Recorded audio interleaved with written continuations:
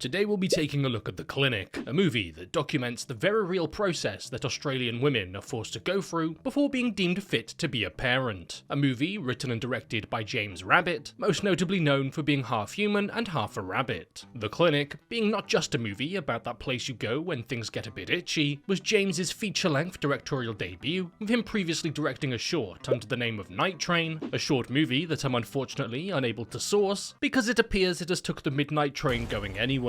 The Clinic begins with the unfortunate sight of Australians, as we see that it takes place in 1979, a time where Australia was technically still classed as a third world country. In a car is Beth and her fiancé Cameron, and it appears that Beth is infected with some sort of stomach-enlarging parasite known as a baby. It's Christmas Eve, and they're driving out to visit Beth's parents for Christmas, but the climate has gotten a little bit confused, as it happens to be boiling hot. After we're done witnessing God spite the Australians, the couple are almost hit by a speeding car, causing Cameron to drive off the road. They're both surprisingly chilled with the triple attempted murder that's just occurred, and decide to call it a night by stopping at a nearby motel, because nothing screams Christmas morning quite like waking up in a room full of cockroaches and other humans' bodily fluids. The man at the reception, Hank, makes an inappropriate comment about Beth towards Cameron, as he appears to be socially inept in the art of communicating, before charging them an extra fee for the baby to stay, the baby that's currently still inside of Beth. Just don't tell him how many sperm cells men have. After two people walk into the pool area with Beth and Cameron, the pair fall asleep out there, with Beth experiencing a reoccurring dream involving a baby, Roman numerals, and poorly CGI'd blood, the real Holy Trinity. While back in their room, in the middle of the night, while Beth is asleep, Cameron, being a man much like myself, decides to cure his boredom with a bite to eat and drives off into town in an attempt to find something. But finding all of the restaurants closed instead, empty-handed and either emptier-stomached, he gets back into his car to realise that he's ran out of fuel.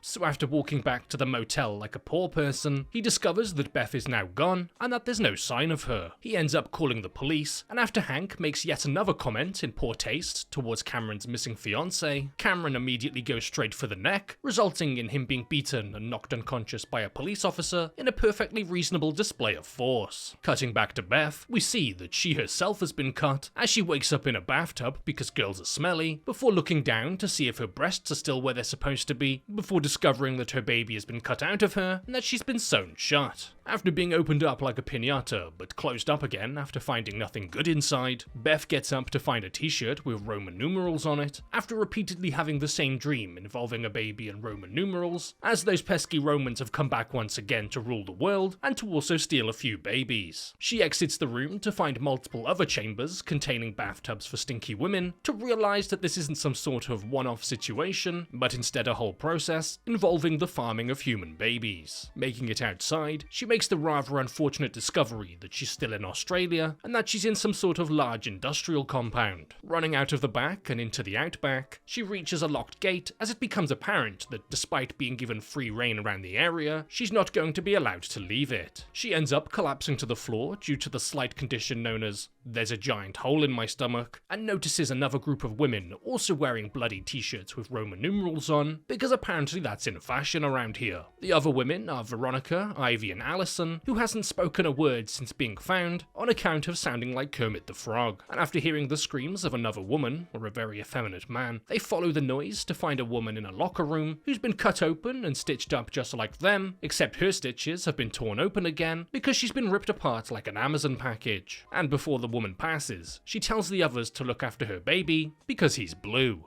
He's Blue Dabba Dee. While the women are busy having a little dance to her song, we see that Cameron is in the back of the police officer's car being driven to jail, when suddenly he lets his intrusive thoughts win and reaches for and grabs the officer's weapon, forcing the non-consensual Uber driver to pull over. Cameron handcuffs the man to a telephone pole in a scene that was apparently so engaging that the boom mic operator forgot to keep his microphone out of the shot. Back with the women, they make like Mystery Incorporated and split up to look for clues, or babies I guess, with Ivy and Allison together and Veronica and Beth together. We see that while they're traversing this incredibly traumatic experience, a couple is sitting back and watching them over CCTV like an episode of Australian Big Brother. A man and a woman who appear to be the same couple who Beth and Cameron saw the previous day while outside by the pool. Ivy comes across a camera, which for some reason causes Allison to almost smirk, being the first sign of emotion that she's shown for the entire movie, due to being quite the aficionado when it comes to cameras. Ivy takes Allison's picture and puts the camera camera around her neck, just in case there's this weird app that gets created almost 30 years from now where people can post their memories. After giving the camera to Allison, Ivy proceeds to break open a glass cabinet containing a packet of gummy sweets, because apparently those things need to be locked up tight when Ivy's around. Suddenly, we see someone standing behind Alice, and after hearing her screams, the women come running, but by the time that they get there, it's already too late, and she's lying down having a little nap. But inside of her wound, that Veronica, for some reason, felt the need to start rummaging around inside, finds a little plastic tag, because apparently she's been using it as an extra pocket. Checking the camera that Ivy had literally just given to Allison for plot reasons, they discover that she managed to snap a picture of her killer, another woman who's also wearing the same outfit that they are, and one of them are gonna need to change. Or die. Knowing that Hank has more information about the whereabouts of his fiancée, Cameron returns to the motel to live out his lifelong dream of pistol whipping a sleeping man to threaten all of the information out of him. Eventually he learns that Frank gets a call from a woman asking if he has any pregnant guests, before they're taken to a nearby abattoir because they might be heavily pregnant, but they still need to pull their weight around here. The women eventually come across their babies to discover that they're locked up in cages because babies can be quite dangerous. They can't get them out, but realize that each baby has a corresponding coloured tag, the same type that was found inside of Allison, meaning that their baby has the same coloured tag that's currently inside of them. Now knowing what the woman from the locker room was yapping about when saying that her baby was blue, it wasn't that the woman just greatly misunderstood the concept of colours, it was because her baby had a blue tag. The killer lady is going around and getting all up in their guts, so she isn't required to cut herself open to find out what tag she's got. By gathering all of the other ones, she'll be able to figure out which one is hers.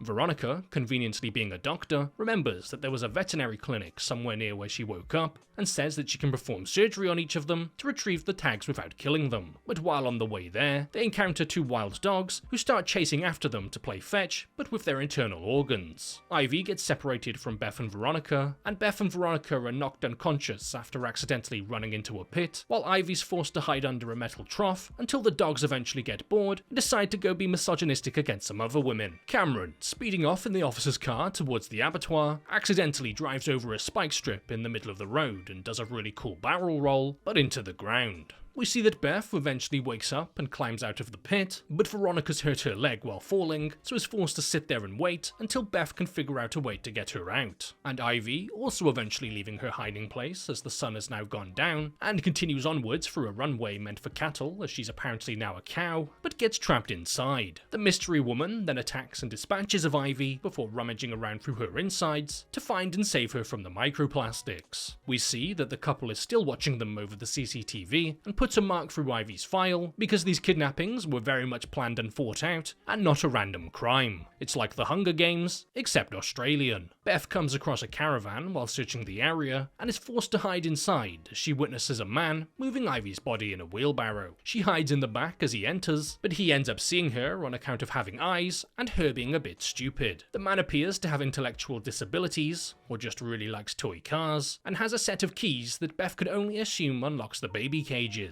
He tells her that his name is Duncan and that Mrs. Shepherd is going to be very mad at him. Mrs. Shepherd being who's responsible for this entire operation and buyer of really cool car toys. Beth offers him some sweets given to her by Ivy earlier as he explains that Mrs. Shepherd is his mother and he does what she tells him to do and cleans up all of the messes. She reaches for the keys, but Duncan takes off running before quite understandably getting distracted by a yellow dump truck, giving Beth the opportunity to tackle him to the ground and take the keys. After getting Victoria out of the pit and resting in an old abandoned car, after quite literally resting in a pit for multiple hours, another car at the top of the hill starts rolling down towards them, causing them to jump out of its way as we see the mystery woman walking towards them. They make it to the veterinary clinic, and due to humans basically being the same as dogs, Victoria begins performing surgery on herself while the woman driver tries to break in. The power goes out and Veronica is attacked by the woman before she goes for Beth. But Beth is able to kick her backwards into a pipe that goes all of the way through her, not too dissimilar to the pipe that put that baby in her. Victoria sees that her tag is yellow before passing, and Beth looks up to see the woman gone. She ends up finding her, pulling out her own tag, something that she could have done a while ago to save everyone from all of this hassle, before telling Beth that she was taken into the room with the babies and told that she needed to eliminate everyone else in order to find out which baby was hers. She eventually succumbs to the now 2 giant gaping wounds in her body, and Beth sees that her tag was red, meaning that Beth's baby is the purple one, and after Sprinting back to the room with the babies in, Beth discovers that she's been spared 18 years of hard work as they're all gone. But suddenly the lights go out and she's attacked by someone before we see her being pulled out the back of a car by Hank and the police officer. Waking up once again in a strange and unfamiliar place, she's chained to the floor as we can see a couple signing documents from a lady before being handed a baby with a purple tag. Beth's baby. The woman is Mrs. Shepherd, who runs a perfectly legitimate adoption agency, and the two people are the couple who Beth and Cameron met the other day. Mrs. Shepherd runs a test with the mothers, so the prospective buyers can watch and choose the baby from the strongest mother. In this case, Beth. The man pulls out a gun and begins speaking a made-up fantasy language called Russian, while once again something appears in the top of the frame that very much shouldn't be there, but before the man is able to do it, Duncan arrives pointing his very own gun at him. He doesn't want to do this work for his mother anymore, and can he also maybe have some more sweets please? The man fires at Duncan, causing Duncan to fire back, hitting both the Russian man and the woman with the double kill, while Mrs. Shepherd flees with the baby. Beth frees herself and takes Duncan's weapon before coming across the baby. Mrs. Shepherd tells Beth that she knows her. Beth was bought from this very same facility when she was just an infant. But not wanting to hear this woman blabber on anymore, Beth pulls the trigger,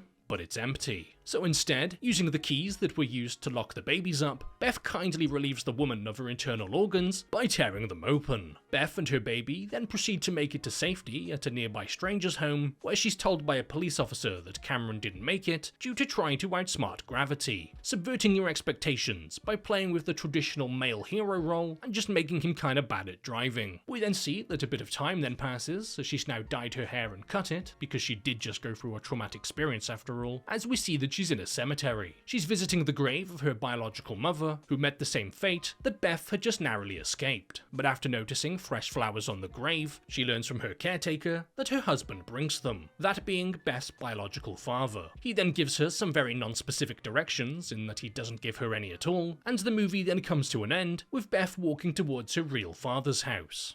So before this video comes to an end, I'd like to just give a big shout out and a massive thank you to all of the YouTube members and patrons, the people who every month continue to go out of their way to help support the channel, something which I greatly appreciate. If you're interested in becoming a YouTube member or a patron yourself, not only are you just being a great help, but you also get access to a few little perks, like being able to join the private Discord server, where you can then get links to all uncensored versions of videos going forward. So starting off with this week's new YouTube signups, a massive thank you to Lassie Taishmir, Tanguy, the Keeper of Twin Dragons, GM, Victor Pill, Cruz, Scary and Famish, Josh Keys, Lucidity, Private Tekken, Adrian Almendarez, Seventh Saint, Malice, Conan, C, Kyle Winstead, Jamie, Big Bird, Giovanni Franco, Tortman25, Alice Ankia, Jesse Holcomb, Viltrog, Pro Red Pan, Yoshika Miyafuji, Chris, That One Theatre Guy, and KST. And now moving over to this week's new Patreon signups, a big thank you to Chloe Yates, Todd the Skeleton, Jack Barnard, Jilo GLP, Aaron Reberg, Sean Walton, Shay Suki, Eddie Asher, Lucas Cummings, Edward Galliot, Mere Mortal, Zach Johnson, Jay Capalcia, Asaya Cypher, Archaic Titan, Ratman, Jack Tompkins, Johanna Shadler, Lucas Nicolette, Board Report, and Christian Gonzalez. So once again, a massive shout out to all of the YouTube members and patrons, and a big thank you to everyone else for watching.